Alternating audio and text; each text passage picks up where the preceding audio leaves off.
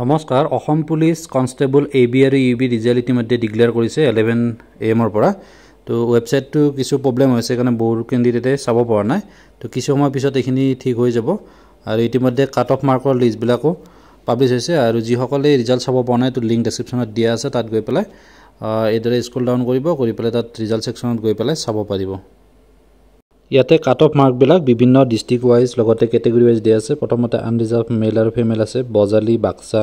বৰপেটা বিশ্বনাথ বঙাইগাঁও তেনেকুৱাকৈ তো ইয়াতে আপোনাৰ যিখন ডিস্ট্ৰিক্ট হয় সেই ডিস্ট্ৰিক্ট ওয়াইজ আৰু এফালে আনৰিজাৰ্ভ ওবিসি এমওবিসি বা SC ST ST hill plain tea tribe তেনেকুৱাকৈ হোমগাৰ্ড চাব পাৰিব নেক্সট গোটেইখিনি পিডিএফ আপোনালোকে ডাউনলোড কৰি ল'ব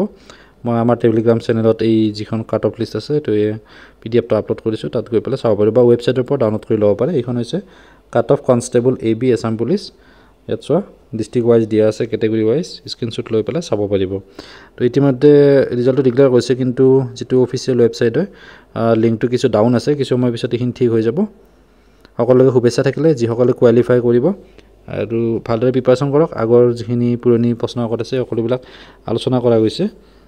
আৰু সেই ভিডিঅ'সমূহৰ লিংক ডেসক্ৰিপচনত দিয়া আছে তাত গৈ পেলাই প্ৰিপাৰেচন কৰিব পাৰে ৰিটেন টেষ্টৰ কাৰণে ধন্যবাদ